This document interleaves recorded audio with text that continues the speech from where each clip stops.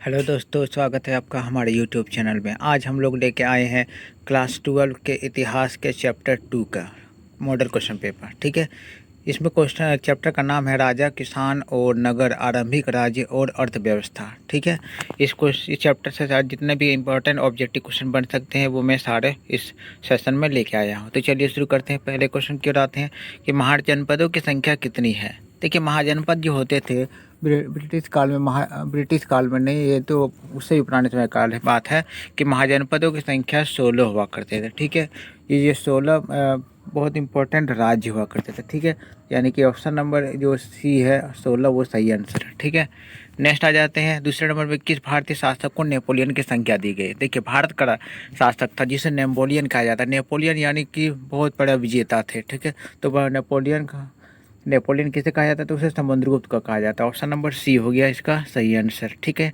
तीसरे क्वेश्चन में आते हैं कि सबसे शक्तिशाली महाजनपद कौन थे। तो सबसे ज़्यादा पहले तो पता है कि 16 को महाजनपद थे, और 16 जो महाजनपद में सबसे शक्तिशाली महाजनपद कौन थे, तो वो थे मगध थे। ठीक है, ऑप्शन नंबर ए हो गया इसका सही आंसर। फिर आते हैं चौथे क्वेश्चन पे कि शिलालेख में अशोक के कलिंग विजय का उल्लेख मिलता है। ठीक है, अशोक के कलिंग विजय का उल्लेख किस शिलालेख में मिलता है, तो वो शिलालेख है 13वें शिलालेख। ऑप्शन नंबर सी हो गया इसका सही आंसर। 13वें शिलालेख में कलिंग विजय का उल्लेख मिलता है। ठीक है, फिर आ जाते हैं पांचवें क्वेश्चन पे। पांचवें क्वेश्चन में देखिए क्या है कि अशोक किस वंश का शासक था। अशोक किस वंश का शासक था, तो ऑप्शन नंबर ए मौर्य वंश का शासक था। ठीक है, फिर आ जाते हैं नेक्स्ट क्वेश्चन पे। छठे पे क्वेश्चन आ जाते हैं कि भारत इतिहास का कौन सा काल स्वर्ण काल के नाम से जाना जाता है। देखिए, स्वर्ण काल के नाम से, स्वर्ण काल किस काल को कहा जाता है, तो ऑप्शन नंबर स्वर्ण काल, देखिए यहाँ पर ऑप्शन ए गलत है, ऑप्शन नंबर बी होना चाहिए। गुप्त काल को स्वर्ण काल कहा जाता है। ये सही आंसर होगा ऑप्शन नंबर बी। ठीक है, चलिए नेक्स्ट क्वेश्चन पे आ जाते हैं। सातवां नंबर, प्रयाग प्रस्ती की रचना किसने की। काफ़ी इंपॉर्टेंट क्वेश्चन है। प्रयाग प्रस्ती की रचना किसने किया था, तो ऑप्शन नंबर बी हरिसेन ने किया था। ठीक है, फिर आते हैं नेक्स्ट क्वेश्चन पे। आठवें क्वेश्चन पे देखिए, अर्थशास्त्र के लेखक कौन थे। तो अर्थशास्त्र के लेखक कौन थे, ऑप्शन नंबर बी कौटिल्य थे। ठीक है, ऑप्शन नंबर बी है कौटिल्य। इसका आप लोग कौटिल्य कर दीजिएगा। ठीक है, फिर आते हैं 9वें नंबर क्वेश्चन पे। 9 नंबर क्वेश्चन क्या है कि रायतरंगिणी के लेखक कौन थे। रायतरंगिणी के लेखक कौन थे, तो कल्हन थे। ऑप्शन नंबर सी होगा इसका सही आंसर। कल्हन को रायतरंगिणी का लेखक माना जाता है। ठीक है, 10वें क्वेश्चन पर आते हैं कि अर्थशास्त्र और इंडिका से किस राजवंश के बारे में जानकारी मिलती है। ठीक है, तो किसके बारे में जानकारी मिलती है, तो ये लिखा हुआ ऑप्शन नंबर ए हो जाएगा, मौर्य काल के बारे में जानकारी मिलती है, क्योंकि मौर्य काल से ही अशोक थे। ठीक है, अशोक किस काल के थे, तो मौर्य काल के थे, यानी कि ऑप्शन नंबर ए होगा इस क्वेश्चन का सही आंसर। फिर आते हैं 11वें नंबर, वज्जी को सामाजिक ग्रंथों में कहा गया है। देखिए, वज्जी को सामाजिक ग्रंथों में क्या कहा गया है, तो वो गणतंत्र कहा गया है। ये ऑप्शन नंबर ए हो गया इसका सही आंसर। फिर आ जाते हैं 12 नंबर क्वेश्चन में, बिंबिसार का संबंध किस वंश से है। बिंबिसार काफ़ी इंपॉर्टेंट क्वेश्चन, तो बिंबिसार हर्यक वंश से संबंधित थे। ठीक है, फिर आते हैं 13वें नंबर में, पाटलिपुत्र की स्थापना किस नदी के संगम पर की गई। पहले आपको पता होना चाहिए कि पाटलिपुत्र की स्थापना किसने की, तो आप लोग को पता होना चाहिए कि उदयन ने किया था। ठीक है, किसने किया था, उदयन ने किया। तो ये जो नगर था, ये उदयन ने किया था कि स्थापना पाटलिपुत्र का। ये कौन से 3 नदियों के संगम पर, ये तो 3 नदी है, गंगा, सोन और पुनपुन, ये तीनों नदी के संगम पर है, यानी कि ऑप्शन नंबर डी हो जाएगा सही आंसर। ठीक है, फिर आ जाता है 14वें नंबर में, प्राचीन भारत में धर्म की शुरुआत किसने की। धर्म की शुरुआत प्राचीन भारत में किसने किया था, तो ऑप्शन नंबर सी अशोक हो जाएगा। ठीक है, सही आंसर। 15 पे आते हैं, पाटलिपुत्र नगर की स्थापना किसने की। पहले मैंने बता दिया कि पाटलिपुत्र नगर की स्थापना किसने किया था, तो ऑप्शन नंबर बी उदयन ने किया था। उदयन होना चाहिए, तो उदयन लिखा गया है, उदयन सही आंसर है। ठीक है, नेक्स्ट आते हैं 16 नंबर में, कलिंग युद्ध कब हुआ था। कलिंग का युद्ध काफ़ी इंपॉर्टेंट क्वेश्चन है। तो कलिंग का युद्ध कब हुआ था, तो ऑप्शन नंबर ए 261 ईसा पूर्व में हुआ था। ठीक है, आ जाते हैं 17वें नंबर में, प्रसिद्ध ग्रंथ इंडिका की रचना किसने की। इंडिका की रचना करने वाले कौन थे, तो मेगस्थनी थे। तो मेगस्थनी अगर पूछ लेता मेगस्थनी क्या थे, तो आप लोग बताइएगा ये कौन थे, राजदूत थे। ठीक है, मेगस्थनी राजदूत थे, और इसका सही आंसर हो जाएगा ऑप्शन नंबर बी। ठीक है, फिर आ जाते हैं 18वें नंबर क्वेश्चन में, जीवक वेद किस वंश के काल में था।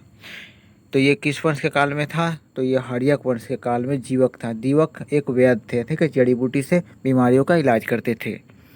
नेक्स्ट आ जाते हैं 19 नंबर में, सुदर्शन झील का मरम्मत किसने करवाई है? इंपॉर्टेंट है, ठीक है। तो सुदर्शन झील की मरम्मत किसने किया था? रुद्रदमन ने किया था। ऑप्शन नंबर सी हो गया इसका सही आंसर।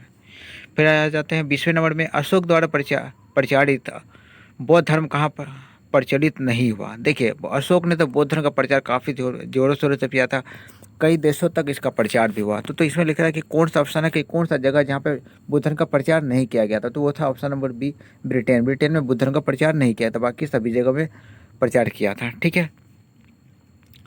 21 नंबर में आया था, मेगास्थनी भारत में किसके दरबार में आया? ठीक है, मेगास्थनी तो पहले मैंने बता चुका, मेगास्थनी क्या थे? तो राजदूत थे, ठीक है, राजदूत थे। और किसके दरबार में आए थे? तो वो चंद्रगुप्त मौर्य के दरबार में आए थे, ठीक है। 22वें नंबर में आ जाते हैं, 22वें नंबर क्वेश्चन पे आ जाते हैं। देखिए 22 आ जाते हैं, 22 नंबर है। देखिए, अभिज्ञान शाकुंतलम के रचनाकार कौन है? अभिज्ञान शाकुंतलम इंपॉर्टेंट, काफ़ी इंपॉर्टेंट क्वेश्चन है। तो इसके रचनाकार कौन है? तो कालिदास थे, ठीक है। 22 हो गया। 23 पे आ जाते हैं, किस शासक को प्रियदर्शी कहा जाता है? काफ़ी इंपॉर्टेंट क्वेश्चन है। तो प्रियदर्शी किसे कहा जाता है? तो उसे अशोक को कहा जाता है। ऑप्शन नंबर डी होगा इसका सही आंसर। नेक्स्ट आ जाते हैं 24वें नंबर में, यूरोप का समुद्रगुप्त कौन था? यूरोप का समुद्रगुप्त, तो यूरोप का समुद्रगुप्त किससे कहा जाता है? तो ऑप्शन नंबर ए, नेपोलियन को कहा जाता है, ठीक है। 25वें क्वेश्चन पे आता है कि किसके अभिलेख में भूमि दान का उल्लेख मिलता है? ठीक है, तो भूमि दान का उल्लेख किसके अभिलेख में मिलता है? तो वो मिलता है ऑप्शन नंबर सी, प्रभावती गुप्त के अभिलेख में, ठीक है। फिर आते हैं 26वें नंबर में, 26वें क्वेश्चन पे आ जाते हैं। 26 में क्या है? 26 देख रहे हैं कि अशोक ने, अशोक तो 26 रुक जाते हैं, थोड़ा सा रुकिए, 26 में आ जाते हैं। देखिए, अशोक ने महेंद्र और संघमित्रा को बौद्ध धर्म के प्रचार करने के लिए कहाँ भेजा था? ठीक है, बौद्ध धर्म का प्रचार करने के लिए अशोक ने भेजा था किस, अपने बेटी था, महेंद्र उसका बेटा था और संघमित्रा उसका बेटी थी अशोक का, ठीक है।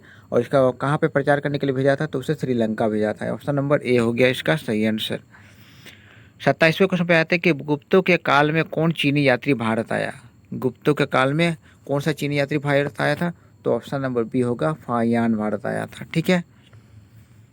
28 नंबर में आते हैं, नवरत्न किस शासक के दरबार में रहते थे? नवरत्न काफ़ी इंपॉर्टेंट क्वेश्चन है। तो किसके दरबार में रहते थे नवरत्न? नवरत्न किस शासक के दरबार में रहते थे? तो ऑप्शन नंबर इसका सही आंसर हो जाएगा option number D, Chandragupta Vikramaditya के दरबार में, ठीक है। 29 पे आते हैं, पुराणों की संख्या कितनी है? पुराण, तो पुराणों की संख्या कितनी है? तो ऑप्शन नंबर बी होगा 18, ठीक है, 18 होगा इसका सही आंसर। नेक्स्ट क्वेश्चन पे आ जाते हैं 30वें नंबर में, मेगास्थनी ने अपने यात्रा वृत्तांत में भारतीय समाज को कितने वर्गों में विभाजित किया है? तो भारतीय समाज को मेगास्थनी ने कितने वर्गों में विभाजित किया है? तो 7 वर्गों में विभाजित किया। ऑप्शन नंबर बी होगा इसका सही आंसर। नेक्स्ट आ जाता है 31वें क्वेश्चन पे, धम्म की शुरुआत किसने की थी? इंपॉर्टेंट क्वेश्चन है। और धम्म की शुरुआत किसने किया था? तो अशोक ने किया था, सम्राट अशोक ने। फिर आया था 32वें क्वेश्चन में, मुद्रा राक्षस किसकी रचना है? ठीक है, मुद्रा राक्षस किसकी रचना थी? तो वो रचना थी option number B, Vishakhadatta की, ठीक है। 33वें क्वेश्चन पे आते हैं, मौर्य साम्राज्य का प्रथम शासक कौन था? इंपॉर्टेंट है, ठीक है। तो मौर्य साम्राज्य का प्रथम शासक कौन था? तो ऑप्शन नंबर बी होगा, चंद्रगुप्त मौर्य, ठीक है। 34वें पे आते हैं, वेदों की संख्या कितनी है? वेद काफ़ी इंपॉर्टेंट क्वेश्चन है। तो वेद क्योंकि 4 वेद है, ऑप्शन नंबर डी होगा इसका सही आंसर। 4 वेद माने जाते हैं क्योंकि ऋग्वेद, यजुर्वेद, सामवेद और अथर्ववेद 4 वेद थे, ठीक है। और ये 35वां क्वेश्चन है जो आपको इस सेशन का आखिरी क्वेश्चन है। तो इसका क्वेश्चन क्या है कि वेदांत की रचना की नहीं, वेदांत की संख्या कितनी है? तो वेदांत की संख्या कितनी है? ऑप्शन नंबर बी होगा 6 है। वेदांत की संख्या कितनी है? 6 है, ठीक है। तो मैंने इस सेशन पर आप लोग का इस चैप्टर पर